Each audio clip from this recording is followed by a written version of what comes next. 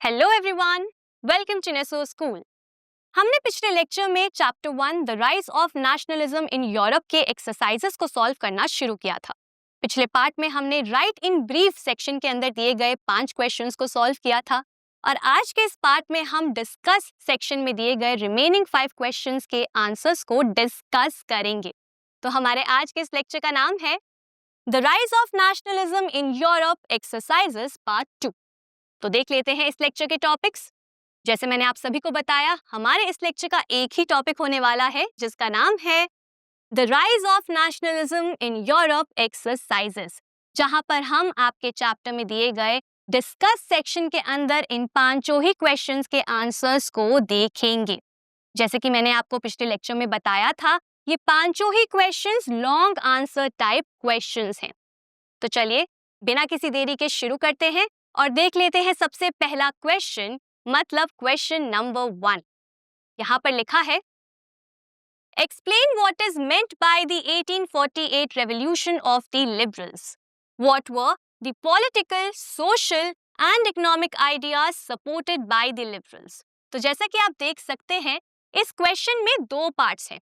सबसे पहले पार्ट में आपसे बोला गया है कि आप एक्सप्लेन करिए कि 1848 रेवोल्यूशन ऑफ द लिबरल्स का मतलब क्या है, और दूसरे पार्ट में आपसे पूछा गया है कि वो कौन से political, social and economic ideas थे जिन्हें लिबरल्स सपोर्ट करते थे। तो चलिए एक एक करके इन दोनों ही पार्ट्स के आंसर्स देख लेते हैं। सबसे पहले शुरुआत करते हैं पार्ट 1 के साथ, जहां पर आपसे पूछा गया है कि 1848 रेवोल्यूशन ऑफ द लिबरल्स का मतलब क्या है। जैसे कि हमने पढ़ा था कि रेवोल्यूशन ऑफ द 1848 को रेवोल्यूशन ऑफ द लिबरल्स बोला जाता है, और ये वो रेवोल्यूशंस थी जहां पर सीरीज ऑफ पॉलिटिकल अपराइजिंग्स हुई थी पूरे ही यूरोप में 1848 में, और इसीलिए इसे रेवोल्यूशन ऑफ 1848 बोला जाता है। इन रेवोल्यूशंस को किसने लीड किया था? लिबरल मिडिल क्लास के लोगों ने लीड किया था, जो डिमांड कर रहे थे कि एक कॉन्स्टिट्यूशनल गवर्नमेंट होनी चाहिए, आज़ादी होनी चाहिए प्रेस और एसोसिएशन की, लोगों के पास लिबर्टीज होनी चाहिए और साथ ही साथ नेशनल यूनिफिकेशन होना चाहिए।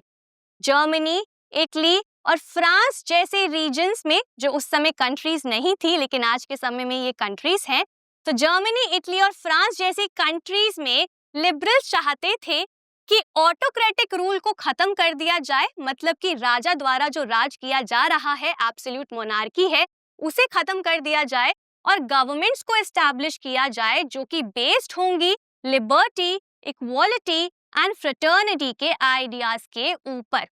जैसा कि हमने पढ़ा था कि 1848 में ये सभी रेवोल्यूशंस फेल हो जाती हैं, सक्सेसफुल नहीं रहती हैं, लेकिन उसके बावजूद इन रेवोल्यूशंस ने एक इम्पॉर्टेंट रोल प्ले किया था स्प्रेड करने में लिबरल और नेशनलिस्ट आइडियाज को यूरोप के अंदर। तो यहाँ पर हमने ये डिस्कस कर लिया है कि फर्स्ट पार्ट में हमें क्या आंसर लिखना है। अब चलिए आगे बढ़ते हैं और सेकंड पार्ट का आंसर देख लेते हैं। सेकंड पार्ट में आपसे पूछा गया है कि कौन से political, social and economic ideas को लिबरल्स सपोर्ट करते थे। हमने इसके बारे में डिटेल में पढ़ा है, तो चलिए देख लेते हैं इसका आंसर क्या होगा।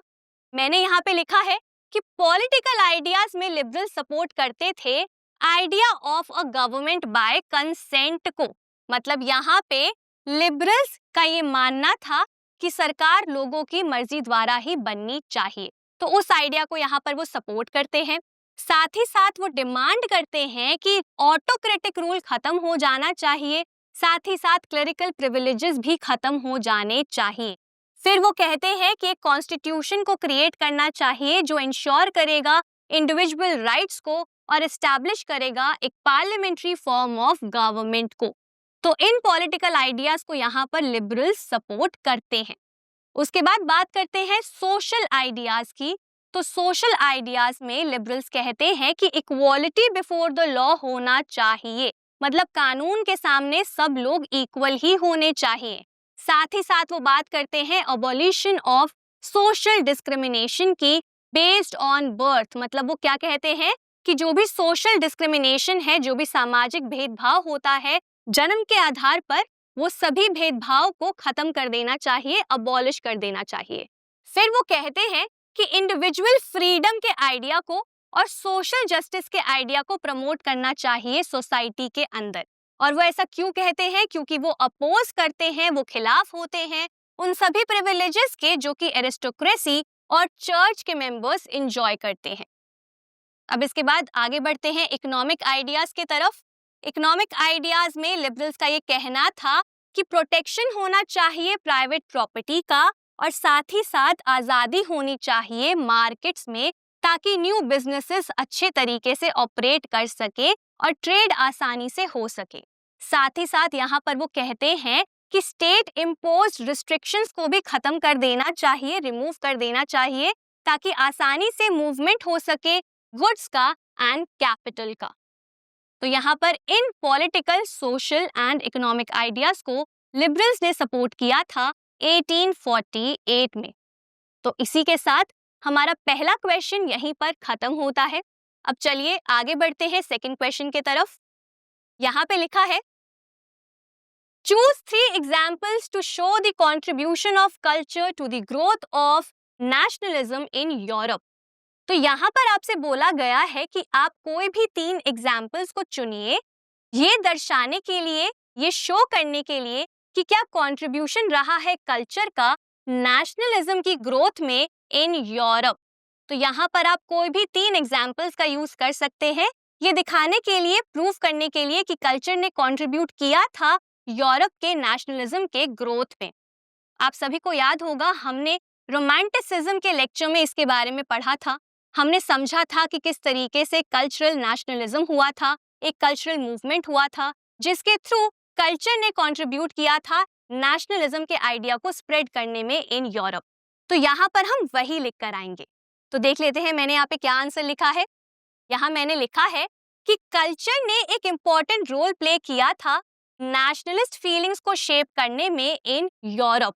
यहाँ पर art, poetry, stories and music ने मदद करी थी एक्सप्रेस करने में और साथ ही साथ पॉपुलराइज करने में आइडिया ऑफ द नेशन को इन यूरोप।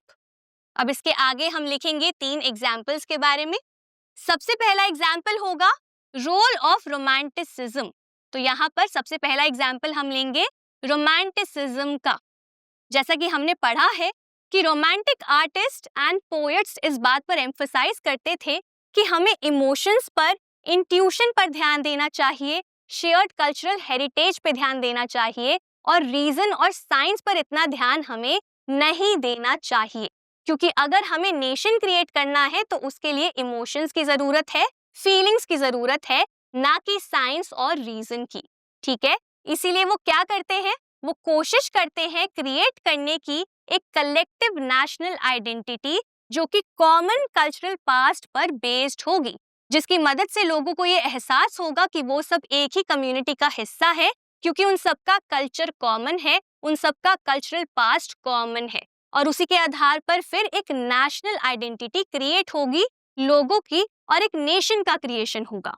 तो यहाँ पर वो सेलिब्रेट करते हैं फोक ट्रेडिशंस को, सॉन्ग्स को, स्टोरीज को एक्सप्रेस करने के लिए नेशन के ट्रू स्पिरिट को, नेशन के ट्रू सोल को। और यहाँ पर हम एग्जाम्पल ले सकते हैं थिंकर्स जैसे कि योहान गॉटफ्रीड हर्डर का। आप सबको याद होगा, इनके बारे में हमने काफी डिटेल में पढ़ा था और समझा था इनके आइडियाज के बारे में।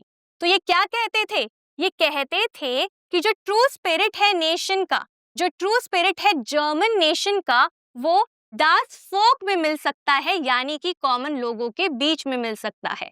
आप सबको याद होगा, हमने इनके आइडियाज के बारे में पढ़ा था, जहां हमने ये समझा था कि ये कहते थे कि अगर जर्मन नेशन का क्रिएशन करना है, अगर जर्मन नेशन को क्रिएट करना है, तो उसके लिए पहले एक जर्मन आइडेंटिटी को लाना होगा और वो जर्मन आइडेंटिटी आएगी जर्मन कल्चर से। और वो जर्मन कल्चर कहाँ मिलेगा, कॉमन लोगों के बीच में। तो यहाँ पर इस एग्जाम्पल की मदद से हम इस बात को प्रूव कर सकते हैं कि कल्चर ने एक इम्पॉर्टेंट रोल प्ले किया था नेशनलिज्म के स्प्रेड में इन यूरोप। चलिए अब आगे बढ़ते हैं और सेकेंड एग्जाम्पल को देख लेते हैं। सेकेंड एग्जाम्पल है रोल ऑफ फोक कल्चर।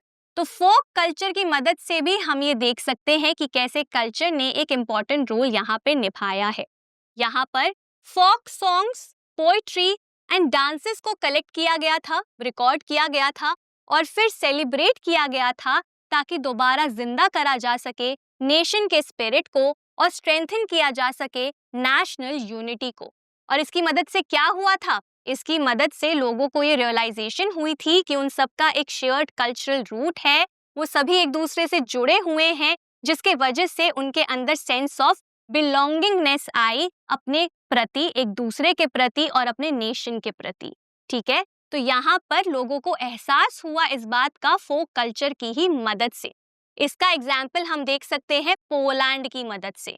आप सबको याद होगा, हमने पढ़ा था कि किस तरीके से पोलैंड में करोल करपिंस्की ने ओपेरास के थ्रू और फोक डांसेस के थ्रू कोशिश करी थी पॉलिश आइडेंटिटी को क्रिएट करने की और नेशनलिस्ट फीलिंग्स को अलाइव रखने की। तो यहाँ पर हम फोक कल्चर का एग्जाम्पल भी यूज कर सकते हैं। इसके बाद थर्ड एग्जाम्पल किसका होगा? रोल ऑफ लैंग्वेज, भाषा का भी एक इम्पॉर्टेंट रोल यहाँ पे रहा था। कैसे? आप सबको याद होगा, हमने ये पढ़ा था कि किस तरीके से पोलैंड को डिफरेंट एम्पायर्स के बीच में डिवाइड कर दिया गया था और कुछ टेरिटरी जो थी पोलैंड की वो रशिया के अंडर आई थी, जहां पर रशियन रूल इम्पोज हुआ था और रशियन लैंग्वेज को भी जबरदस्ती इम्पोज किया जा रहा था पॉलिश लोगों के ऊपर। तो यहाँ पे पॉलिश लैंग्वेज को दबाया जा रहा था, स्कूल्स में हटाया जा रहा था पॉलिश भाषा को और रशियन लैंग्वेज को प्रमोट किया जा रहा था। तो इसके बाद वहां पर क्या हुआ था? इसके बाद वहां पर लोगों ने पॉलिश लैंग्वेज को एक सिंबल की तरह यूज किया था रेजिस्ट करने के लिए रशियन डोमिनेशन को और उनके अगेंस्ट रिवोल्ट कर दिया था। तो इस तरीके से हम देख सकते हैं कि कैसे भाषा के वजह से भी नेशनलिज्म का आइडिया स्प्रेड हुआ, राइज हुआ पोलैंड के अंदर। तो यहाँ पर यही है वो 3 एग्जाम्पल्स जिनके थ्रू हम देख सकते हैं कि कैसे कल्चर ने कंट्रीब्यूट किया है। इसी के साथ हमारा सेकंड क्वेश्चन का आंसर भी यहीं पर खत्म होता है। अब आगे बढ़ते हैं और देख लेते हैं क्वेश्चन 3। यहाँ पर लिखा है, through a focus on any 2 countries, explain how nations developed over the 19th century। तो यहाँ पर आपसे बोला गया है कि आप कोई भी 2 कंट्रीज का एग्जाम्पल लीजिए और उन दोनों कंट्रीज के एग्जाम्पल से आप ये एक्सप्लेन करिए कि कैसे 19th सेंचुरी में नेशंस को डेवलप किया गया। अब 19th सेंचुरी में हमने 2 कंट्रीज के केसेस के बारे में पढ़ा था, मतलब हमने 2 ऐसे नेशंस के बारे में पढ़ा था जिन्हें यूनिफिकेशन की मदद से फॉर्म किया गया था, क्रिएट किया गया था। तो यहाँ पर हम उन्हीं दोनों देशों का एग्जाम्पल लिखेंगे। कौन कौन से देश? पहला जर्मनी और दूसरा इटली। तो चलिए देख लेते हैं इस आंसर को किस तरीके से हम फ्रेम करेंगे। यहाँ पर मैंने लिखा है कि 19th सेंचुरी के दौरान नेशनलिज्म से इंस्पायर होके लोगों ने सोचा कि वो यूनाइट होंगे, वो साथ में आएंगे पॉलिटिकली और कल्चरली और फॉर्मेशन करेंगे मॉडर्न नेशन स्टेट्स का। ठीक है, तो लोगों के अंदर नेशनलिस्ट फीलिंग्स आई, जिसके बाद उन्होंने यूनिफिकेशन का सोचा और मॉडर्न स्टेट्स का फॉर्मेशन उन्हीं की मदद से हुआ। ठीक है, यहाँ पर सबसे पहला एग्जाम्पल हम लेंगे nation state building in Germany का, कि किस तरीके से जर्मनी एक नेशन बना। तो जैसा कि हमने पढ़ा है कि जर्मन स्पीकिंग लोग डिफरेंट रीजन्स में डिवाइडेड थे, डिफरेंट जर्मन स्टेट्स में डिवाइडेड थे, छोटी छोटी कई सारी स्मॉल जर्मन स्टेट्स थी। करेक्ट। उसके बाद क्या होता है, 1848 में लिबरल्स एंड मिडिल क्लास के लोग सोचते हैं कि वो साथ में आएंगे, जर्मन स्टेट्स को यूनिफाई करेंगे और क्या करेंगे, वहां पे कॉन्स्टिट्यूशन को बनाएंगे। तो यहाँ पे क्या होता है, 1848 में रेवोल्यूशन होता है, जिसके बाद फ्रैंकफर्ट पार्लियामेंट को क्रिएट किया जाता है और एक कॉन्स्टिट्यूशन को ड्राफ्ट किया जाता है। लेकिन इन सभी के एफर्ट्स यहाँ पे फेल हो जाते हैं क्योंकि मोनार्क्स और कंजर्वेटिव फोर्सेस इनका साथ नहीं देती हैं, वो इनके खिलाफ होती हैं, तो वो इन्हें हटा देती हैं, इनके सभी एफर्ट्स को वो अनसक्सेसफुल बना देती हैं। और उसके बाद क्या होता है, उसके बाद प्रशिया ये इनिशिएटिव लेता है कि वो यूनिफाई करेगा किसको, जर्मन स्टेट्स को और जर्मनी को क्रिएट करेगा। जिसके बाद chief minister Otto von Bismarck को रिस्पॉन्सिबिलिटी दी जाती है, जो वॉर्स का इस्तेमाल करते हैं, ब्यूरोक्रेसी का इस्तेमाल करते हैं। वो डेनमार्क, ऑस्ट्रिया और फिर फ्रांस के साथ वॉर लड़ते हैं और वॉर्स को जीतते हैं, जिसके बाद जर्मन स्टेट्स को यूनिफाई किया जाता है। और फिर फाइनली 1871 में प्रशिया के जो किंग थे, किंग विलियम वन, उन्हें प्रोक्लेम कर दिया जाता है काइजर की तरह, मतलब कि जर्मन एम्परर के तरह। और इसी तरीके से 1871 में जर्मन यूनिफिकेशन हो जाता है और Germany as a nation create हो जाता है। तो ये है सबसे पहला एग्जाम्पल जर्मनी का। इसके बाद हम लेंगे दूसरा एग्जाम्पल इटली का। इटली के बारे में भी हमने अच्छे से पढ़ा था। तो यहाँ पर हम क्या लिखेंगे कि 19th सेंचुरी में इटली भी डिवाइडेड था कई सारे स्मॉल किंगडम्स में और साथ ही साथ कई सारी स्टेट्स में। उसके बाद क्या होता है, ज्यूसेppe मज़ीनी सोचते हैं कि इटली का यूनिफिकेशन होना चाहिए क्योंकि ये भगवान की मर्जी है कि एक नेशन स्टेट क्रिएट हो। तो यहाँ पर वो इंस्पायर्ड होते हैं डिफरेंट आइडियाज से और वो क्या करते हैं, एक सीक्रेट सोसाइटी को फॉर्म करते हैं। कौन सी सीक्रेट सोसाइटी? यंग इटली को वो फॉर्म करते हैं और यंग इटली को बनाया जाता है यूनिफिकेशन के लिए ऑफ इटली। लेकिन इनके सभी एफर्ट्स फेल हो जाते हैं और उसके बाद क्या होता है, उसके बाद सर्दिनिया पीडमोंट इनिशिएटिव लेता है। वो कहता है कि हम यूनिफाई करेंगे इटालियन स्टेट्स को, इटालियंस को। तो वो यहाँ पर रिस्पॉन्सिबिलिटी दे देते हैं अपने चीफ मिनिस्टर को, जिनका नाम था काउंट कैमिलो दे कवोर। तो इनको रिस्पॉन्सिबिलिटी दी जाती है कि ये यूनिफाई करें इटली को। और फिर ये क्या करते हैं, ये एक इम्पॉर्टेंट रोल निभाते हैं, ये एक डिप्लोमेटिक रोल निभाते हैं, एक पॉलिटिकल रोल निभाते हैं और यूनिफाई करते हैं नॉर्दर्न इटली को। तो यहाँ पर ये क्या करते हैं, ये कूटनीति का इस्तेमाल करते हैं, राजनीति का इस्तेमाल करते हैं, ये एक अलायंस बनाते हैं फ्रांस के साथ और फिर मिलकर ये ऑस्ट्रिया को हरा देते हैं 1859 में, जिसके बाद नॉर्दर्न इटली जो है यूनिफाई हो जाता है और इनके अंडर आ जाता है। और यहीं पे साथ ही साथ ज्यूसेppe गैरिबाल्डी भी एक इम्पॉर्टेंट रोल प्ले करते हैं। ये एक रेवोल्यूशनरी थे, इनके बारे में हमने बहुत अच्छे से पढ़ा था। इन्होंने क्या किया था, इन्होंने भी अपनी वॉलंटियर की आर्मी को आगे बढ़ाया था, जिनको कहते थे रेड शर्ट्स। तो ये आगे बढ़े थे और इन्होंने कैप्चर किया था सदर्न इटली को और यूनाइट किया था साउथ इटली को नॉर्थ इटली के साथ, जिसके बाद 1861 तक काफी सारी इटालियन टेरिटरीज यूनिफाई हो गई थी और फिर किंग विक्टर इमानुएल II को राजा बनाया गया था यूनिफाइड इटली का। तो इस तरीके से यहाँ पर इटली का भी यूनिफिकेशन हो जाता है और इटली भी एक नेशन के तरह क्रिएट हो जाता है। तो यहाँ पर हमने इस क्वेश्चन के लिए जर्मनी और इटली के एग्जाम्पल से ये देख लिया है कि कैसे नेशंस का डेवलपमेंट हुआ 19th सेंचुरी में। तो इसी के साथ हमारा थर्ड क्वेश्चन भी यहीं पर खत्म होता है। अब आगे बढ़ते हैं क्वेश्चन 4 के तरफ। यहाँ पे लिखा है, how was the history of nationalism in Britain unlike the rest of Europe? तो यहाँ पर आपसे पूछा गया है कि ब्रिटेन में जो नेशनलिज्म की हिस्ट्री थी वो बाकी के यूरोप से कैसे अलग थी, कैसे डिफरेंट थी। अब ये क्वेश्चन देखने में तो बहुत ट्रिकी लग रहा होगा, डिफिकल्ट लग रहा होगा, लेकिन ये क्वेश्चन इतना भी डिफिकल्ट नहीं है क्योंकि यहाँ पर हमें ब्रिटेन के यूनिफिकेशन के बारे में लिखना है।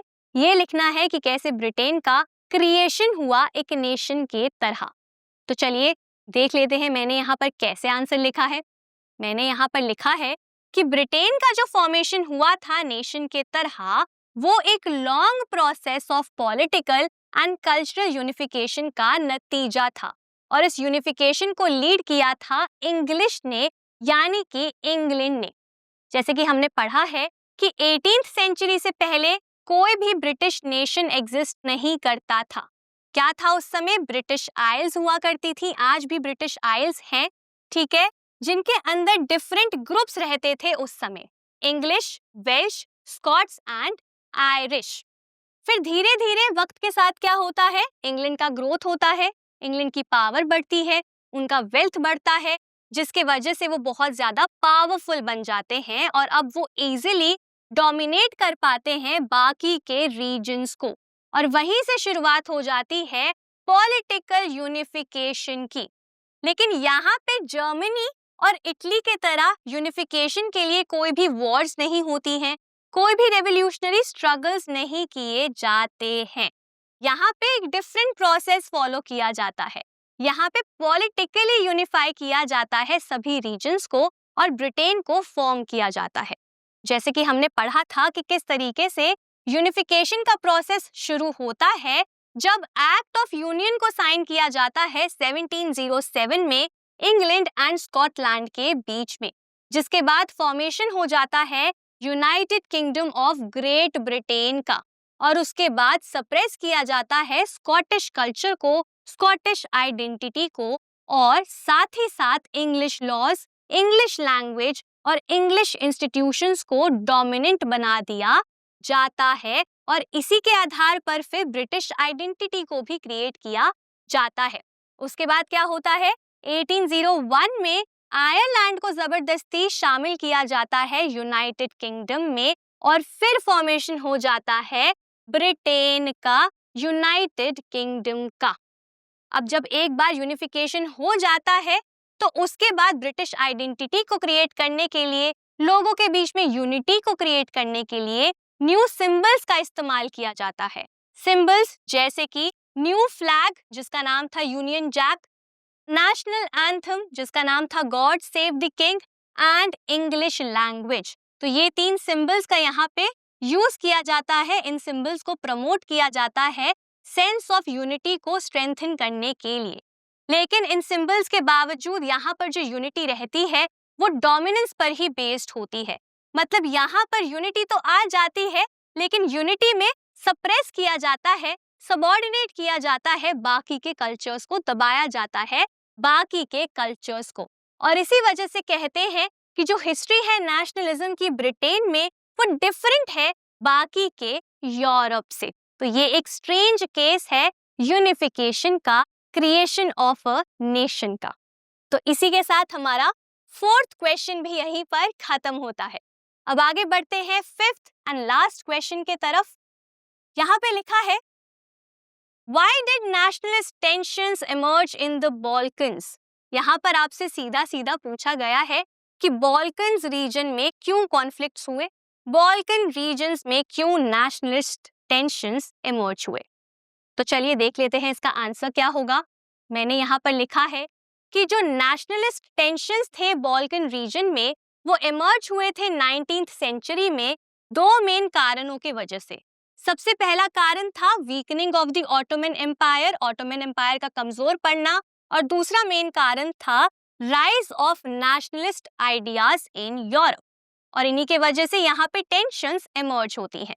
अब ये टेंशंस किस प्रकार की होती हैं, कैसे इमर्ज होती हैं, चलिए ये पॉइंट वाइज समझ लेते हैं। सबसे पहला यहाँ पे पॉइंट आएगा कि लार्ज पार्ट जो था बॉल्कन्स का वो ऑटोमन एम्पायर के कंट्रोल में था।